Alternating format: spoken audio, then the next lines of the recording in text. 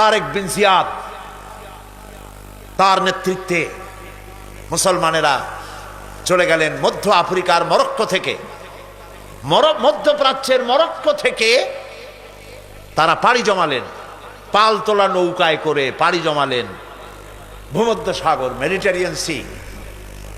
ভূমধ্য সাগর পাড়ি দিয়ে দিনের পর দিন বহু কষ্ট করে পরিশ্রম করে খেয়ে না খেয়ে জিব্রাল্টার প্রণালীর মধ্য দিয়ে স্পেনের তটরেখায় গিয়ে তারা ভিড়লেন। কুলে উঠে তারেক বিন জিয়াদ, উমাইয়াদের সেনাপতি, কুলে উঠে বললেন, আমার সাথীরা, যেসব জাহাজে এবার আমরা এলাম জাহাজগুলি টেনে কুলে উঠাও। জাহাজগুলি কুলে উঠানো হলো।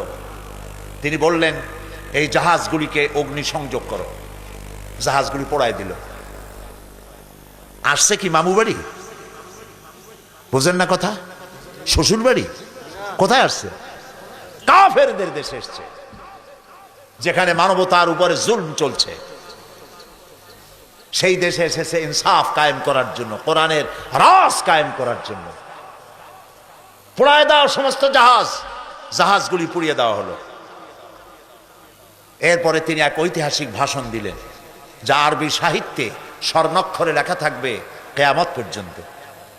তিনি বললেন, আইয়ুহাল ইখওয়ান, আল বাহরু মিন ওয়ারাইকুম ওয়াল আদুবু আমামাকুম ফাইনাল মাফার। হে আমার সাথীরা, পিছনে তোমাদের ক্ষুধার্ত সমুদ্র আর সামনে রণারিকের দুর্ধর্ষ বাহিনী। কি করবা? জাহাজগুলো পুড়িয়ে দিয়েছি। সমুদ্রের মধ্যে কুমির হাঙ্গরের খোরাক হবে, না রণারিক বাহিনীর হাতে শেষ হয়ে যাবে? কোনটা করবে? বাড়ি ফেরবার কোনো রাস্তা নাই। সাথীরা বললেন, হে সেনাপতি, ইসলামের নামে আপনি আমাদেরকে যে হুকুম করবেন সমস্ত হুকুম মানার জন্য আমাদের জীবন এবং সম্পদ নিয়ে আপনার সামনে হাজির। সুবহানাল্লাহ, সুবহানাল্লাহ। ইসলাম কি বানাইছিল? তারেক বিন জিয়াদ লড়াই করলেন এবং অল্প দিনের ভিতরে এই লড়াইয়ে গোটা স্পেন দখল করে ফেললো মুসলমানেরা। আলহামদুলিল্লাহ। গোটা স্পেনে কারা এখন? মুসলমান। এসে কি করলো? মুসলমানেরা যে যুদ্ধ করে, এই যুদ্ধের নাম হচ্ছে জিহাদ। এটা ওয়ার নয়, এটা কিতাল নয়, এটা যুদ্ধ নয়, এটার নাম জিহাদ। মুসলমানেরা যে জিহাদ করে এজন্য নয় যে পরের দেশ দখল করে নিজের প্রভুত্ব কায়েম করা, এটা নয়, বরং জিহাদের মাধ্যমে দেশ দখল করে আল্লাহর খেলাফত কায়েম করা। পুরা স্পেন দখল করলো। এবছর স্পেনে আমার দাওয়াত ছিল। মুসলমানদের পরাজয়ের পর মুসলমানেরা প্রায় 800 বছর রাজত্ব করেছে। 711 খ্রিস্টাব্দে এখানে তারেক বিন জিয়াদ ঢুকলেন স্পেনে, আর 1498 খ্রিস্টাব্দ পর্যন্ত রাজত্ব করেছে মুসলমানেরা, টানা 800 বছর। যেদিন পরাজয় হলো, তারপরে তাদের মসজিদগুলি বন্ধ করে দেওয়া হলো। 500 বছরের ভিতরে স্পেনে মসজিদে আজান হয় নাই। গত অগস্ট মাসের 4 তারিখে আমার সেই মসজিদে প্রোগ্রাম ছিল, যেই মসজিদে 500 বছর পর আজান হয়েছে। ইতিহাস আমার নিজের চোখে দেখে এসেছি। তারেক বিন জিয়াদ স্পেন দখল করলেন, দখল করে নিজেদের বাড়িঘর বানাইলেন না, স্পেন দখল করেছেন। ইসলামের পতাকা উড্ডীন হয়েছে, সুয়ারেজ করেছেন, পার্ক করেছেন, বিনোদন কেন্দ্র করেছেন, স্কুল করেছেন, বিশ্ববিদ্যালয় করেছেন, জ্ঞানের ভান্ডার এর দ্বার উন্মোচন করেছেন। জ্ঞান অর্জনের জন্য পার্শ্ববর্তী রাষ্ট্র Portugal, France, Denmark, Sweden, German, England, চতুর্দিক থেকে হাজার হাজার লোক জ্ঞান অর্জনের জন্য স্পেনে পাড়ি জমাতে লাগলো। সুবহানাল্লাহ। সভ্যতার লালন কেন্দ্র হলো স্পেন।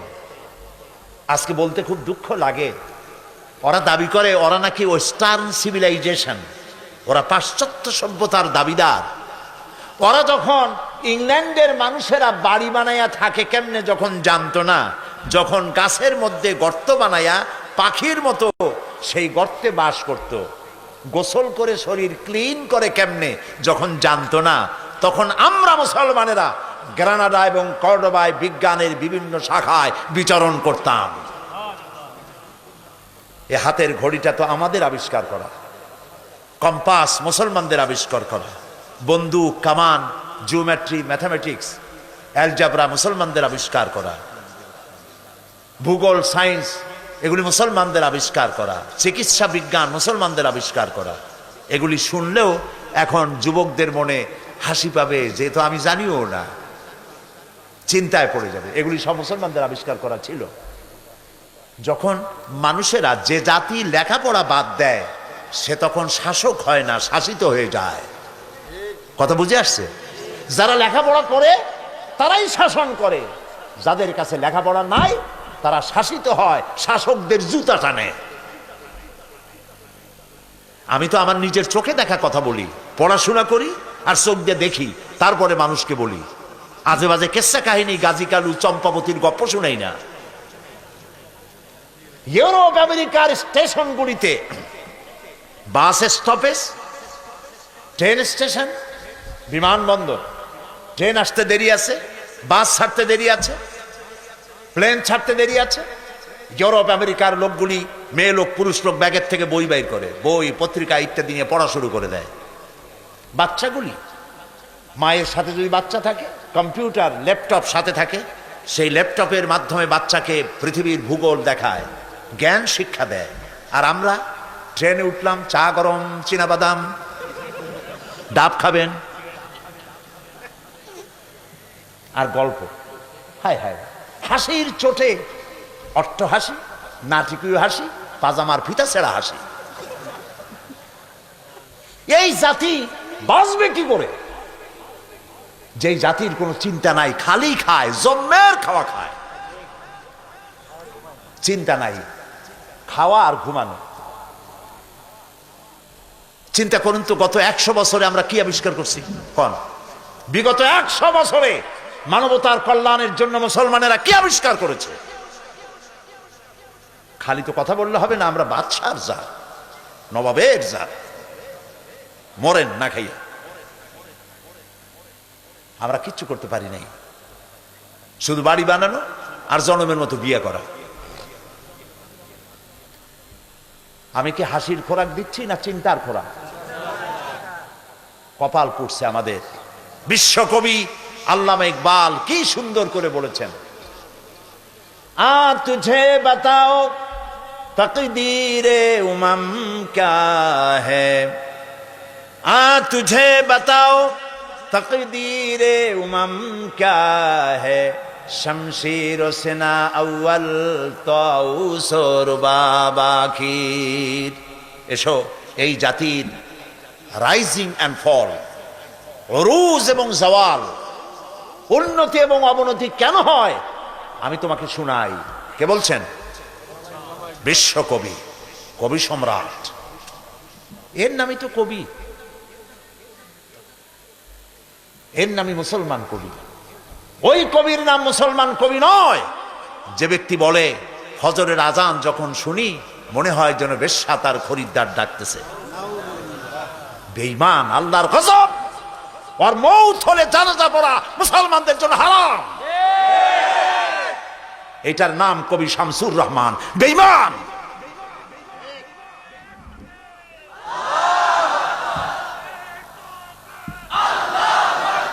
মুসলমান নামের কলঙ্ক।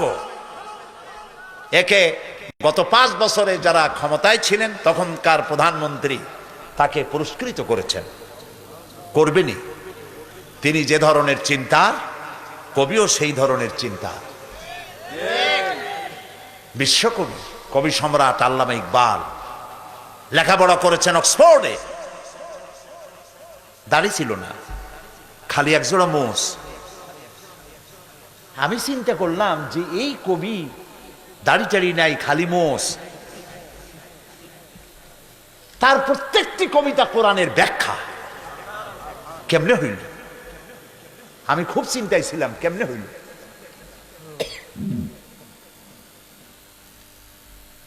পরে ইকবালের সমস্ত লেখা আমার কাছে আছে, আলহামদুলিল্লাহ তার লেখাগুলি সব আছে। পড়তে পড়তে এক জায়গায় পেয়ে গেলাম জবাব, खीरा न कर सिका,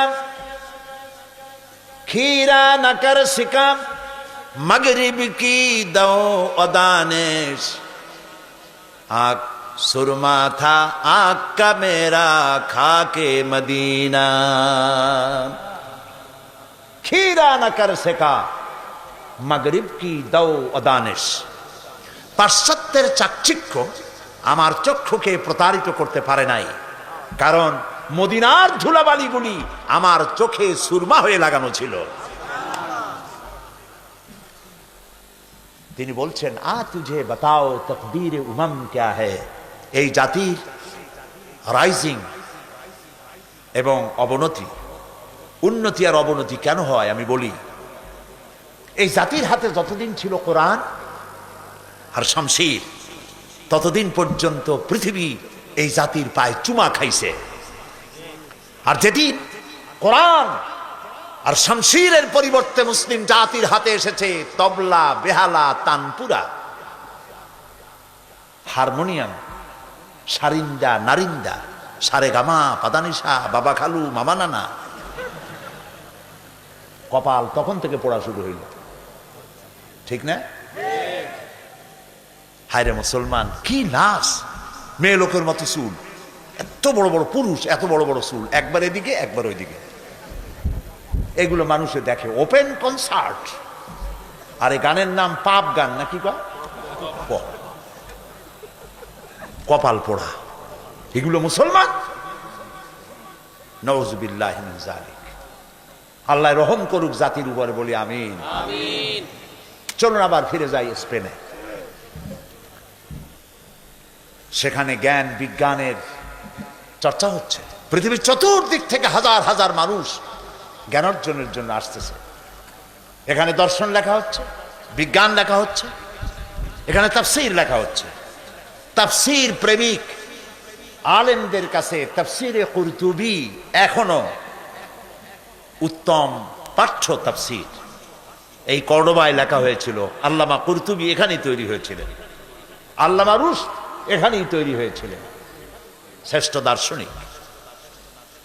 রিসার্চ হলো, বিরাট বিরাট লাইব্রেরি তৈরি হলো, হাজারো লাখো বইপত্র দিয়ে ভরে গেল। সুবহানাল্লাহ। তারেক বিন জিয়াদ মসজিদ তৈরি করলেন কর্ডোবায়। এটার নাম হলো কর্তুবা, আরবি নাম আন্দালুসিয়া, এলাকার নাম আন্দালুসিয়া। এখনো সাইনবোর্ড লেখা আছে, আমরা যখন যাচ্ছিলাম রাস্তার দুই ধারে দেখছি আন্দালুসিয়া। আমি যখন মাদ্রিদে চলে গেলাম, মাদ্রিদে প্রোগ্রাম ছিল আমার, 3 দিন থাকবো স্পেনে।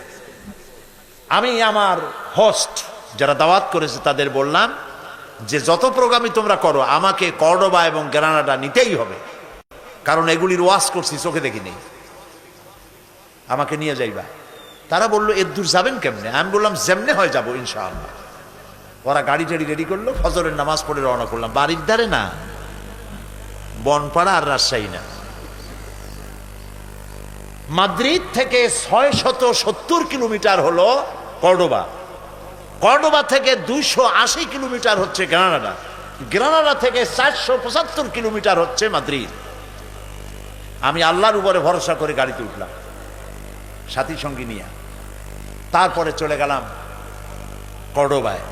পথে পথে দেখলাম বিরাট বিরাট সাইনবোর্ড লাগানো, আল আন্দালুসিয়া। জাইতুন দিয়ে গোটা দেশকে আল্লাহ ভরে ফেলেছেন, জাইতুন, অলিভ। বিশাল দেশ, উর্বর দেশ। দেশটা হচ্ছে উঁচা নিচু অসমতল দেশ, পাহাড় দিয়ে ভরা। পৃথিবীর শ্রেষ্ঠ ফল ফলারি আল্লাহ এখানে বানাইছেন। সুবহানাল্লাহ ওয়া বিহামদিহি। কপাল পোড়া আমরা রাখতে পারলাম না। অলিভ, জাইতুন, এটা আল্লাহ কসম করেছেন কোরআন শরীফে, ওয়াতিন ওয়াজাইতুন, এটার উপরে কসম করেছেন। স্ট্যাটিস্টিক্স যে দেখা গেছে পৃথিবীতে যে সব থেকে মানুষ বেশি বাঁচে স্পেনের মানুষ। এর কারণ হচ্ছে তারা অলিভ খায়। অলিভ গায়ে মাখে, দীর্ঘ বয়স পায় এবং স্বাস্থ্য ভালো, রোগ কম। এখন আমি এই রাস্তা পাড়ি দিয়ে যখন কর্ডোবায় চলে গেলাম, কর্ডোবায় বিশাল মসজিদ দেখলাম। তারেক বিন জিয়াদ যে মসজিদের ভিত্তি দিয়েছিলেন, কালক্রমে সেই মসজিদ এত বিশাল হলো, 1 লক্ষ লোক নামাজ পড়তে পারে মসজিদে। মিনারা দেখলাম দূর থেকে, মিনারার মসজিদের মিনারের প্রত্যেকটা খোপে এক একটা মূর্তি দাঁড়ায় আছে। মসজিদের ভেতরে ঢুকলাম, মসজিদের ভেতরে মূর্তি দিয়ে ভরা, জুতা পায়ে দিয়ে অর্ধলঙ্গ নারী পুরুষ মসজিদের মধ্যে ঢুকতেছে। বুক ফেটে শুধু কান্নাই আসতে লাগলো। এইখানে আমার সাথীদের একজন নামাজ পড়তে চাইলো, 2 রাকাত নামাজ পড়বে। এক পুলিশ এসে বলল, ভুলে যাও, এটা তোমাদের একদিন মসজিদ ছিল, এটা এখন মসজিদ না, এটা গির্জা, সেজদা দিতে দেব না।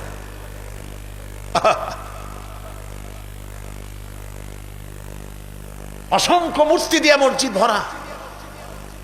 মেহরাবের জায়গাটা এখনো তারা ঘিরে রেখেছে, আরবি লেখা আছে, কোরআনে কারীমের কিছু আয়াত লেখা আছে। 10 ইউরো করে টিকিট, প্রতিদিন অন্তত 8 থেকে 10,000 লোক দেখে। আমাদের মসজিদ দেখে, পয়সা তারা কামাই করে, আর আমাদের নামাজ পড়ারও কোনো সুযোগ নাই। মুসলমানেরা যখন এই দেশ শাসন করতেছিল, 800 বছর এদের শাসন করল, শেষ পর্যায়ে গিয়ে মুসলমানেরা আত্মভোলা হয়ে গেল, যা এখন আমরা হইছি। এই অবস্থা হলো, কোরআন থেকে ডিটাচ হয়ে গেল, গান বাজনা, সন্দেহ। আমি আতাউর রহমান সাহেবকে বিশ্বাস করি না, উনি আমাকে বিশ্বাস করেন না। আমি ওনাকে সন্দেহ করি, উনিও আমাকে সন্দেহ করেন। নেতাদের অবস্থা এই হয়ে গেল, পারস্পরিক সম্পর্ক বিনষ্ট হয়ে গেল, ঐক্য আর রইল না।